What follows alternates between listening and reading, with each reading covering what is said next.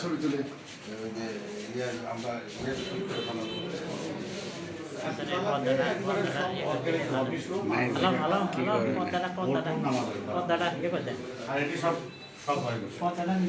বসেন না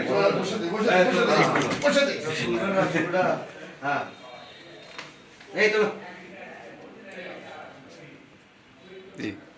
গুড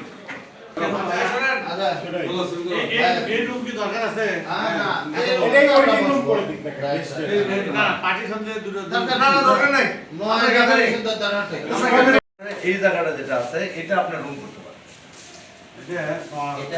আমি একটু বুঝতে দিই কেমন হয়।